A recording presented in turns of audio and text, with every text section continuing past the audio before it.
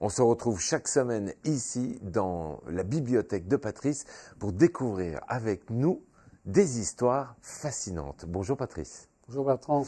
Alors on peut découvrir tout type de livres en ta compagnie, des livres historiques, des livres réels, des romans totalement inventés, des enquêtes policières. Mais aujourd'hui, on va découvrir un roman que l'on va étiqueter de polar parce qu'il utilise les codes de ce genre en épurant un minima le genre et pour les envelopper dans des atmosphères étranges, inquiétantes. Et ça happe le lecteur dès les premières pages. On va partir au Québec et c'est un peu une légende que l'on va découvrir avec toi.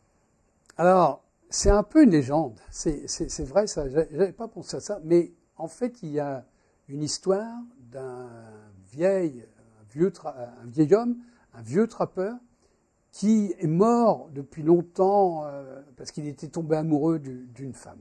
Et ça va être notre fil rouge. Parce que on va broder sur la légende dont tu parles, et qui va nous faire penser qu'il est toujours vivant, que c'est lui le responsable. Le cadre, c'est d'abord le Québec immense, des forêts magnifiques, un camping, un lac et des chalets. D'accord. On va pas bouger beaucoup de cet endroit-là. Et puis une jeune fille qui se prénomme Zaza a disparu et est retrouvée morte, la jambe prise dans un piège à ours rouillé.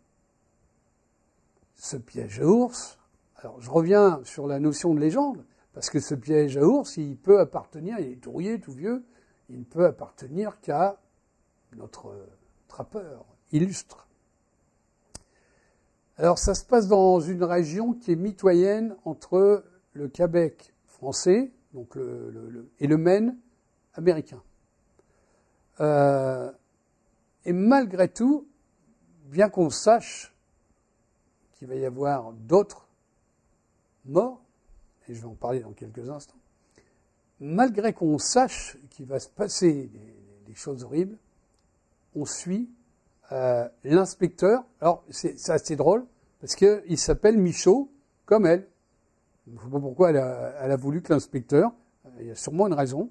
On est en 67, donc il n'y a pas de téléphone portable. Non. Et c'est quelque chose que j'aime bien savoir l'année pour savoir s'il y a des téléphones portables ou pas. Parce que ça change. Oui, ça change tout. Et notamment s'il y avait eu des téléphones portables, la deuxième, la première peut-être serait-elle morte, mais pas sûr, et la deuxième sûrement pas, parce qu'elle aurait prévenu, bon bref. On est en 67, donc c'est des gens qui viennent de la ville, de Québec notamment, et qui s'installent dans leur chalet d'été. Hein. Donc l'histoire commence plutôt bien. Oui, voilà, c'est plutôt, alors, ça commence plutôt bien, sauf qu'on retrouve rapidement Zaza qui est morte, prise dans un piège. Alors au début, on pense pas à on pense à un accident. Un accident, mais on pense à un accident tout en pensant à ce vieux trappeur qui dont la maison en bois a brûlé, mais dont on n'a pas retrouvé le corps. Ah ouais. Enfin, les gens fabulent, c'est ce qui est. Et puis, notre inspecteur Michaud, il a des journées stressantes. C'est un garçon très humain, très. J'aime bien ce côté inspecteur qui ressemble pas à 007, quoi. J'aime bien tous les flics qui n'ont pas de gadget, qui n'ont pas. En 67, il n'y a rien. Hein. Il a une vieille voiture et il va de chez lui au chalet des gens. Et puis, la meilleure amie de Zaza, Sissi, elle disparaît à son tour. Ah. Donc, alors là... Donc là, du coup, il y a un vrai lien qui se crée. Deux disparitions, deux personnes qui se connaissent. Deux gamines qui avaient une réputation de turbulent. À l'époque, turbulent, ça ne voulait pas dire grand-chose. Oui, Hein. oui, Mais c'est pas comme aujourd'hui. Hein. Elles étaient turbulentes, c'est-à-dire qu'elles étaient exubérantes. Et donc, on part à la recherche de Sissi. Tous les gens du village de vacances, enfin de l'endroit, se mobilisent pour aller y chercher. Et puis, je ne raconte pas la suite, parce que ils la retrouveront. Et ce que j'aime beaucoup dans ce livre, encore une fois, c'est toute la différence. D'abord, ça parle d'enfants, entre 12 et 16 ans. Et il y a une gamine, la sœur de Sissi, qui raconte qui a des réflexions d'adulte. Et c'est assez étonnant, et c'est à la fois bizarre et c'est à la fois rigolo, parce que elle a une attitude très mature. Non, et on ne s'attend pas à ça, je suppose. Non. Puisqu'elle doit avoir moins de 10 ans, voire 9 ans, je crois. Donc on ne s'attend pas du tout à ce genre de phrase dans la bouche d'une enfant.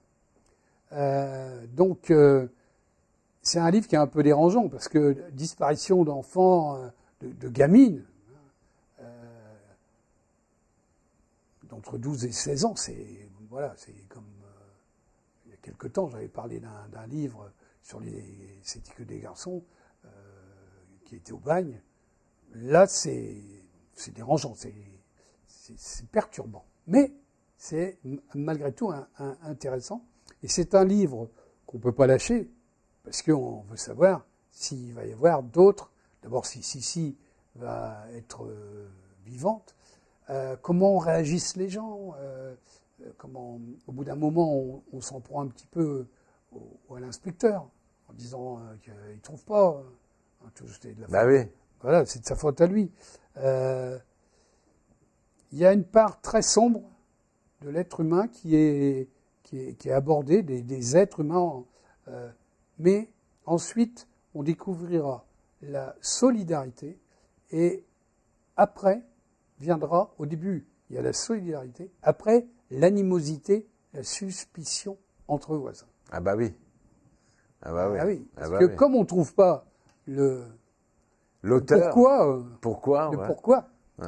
Alors évidemment, d'où cette légende qui est autour de cette histoire. Hein. Donc, alors, juste un truc, l'auteur c'est André et eux, donc c'est une femme, Michaud. Alors, elle s'appelle Michaud. Elle s'appelle Michaud comme l'inspecteur. Comme l'inspecteur de. Elle a voulu. C'est un clin d'œil, certainement, ou. Il y a sûrement une raison.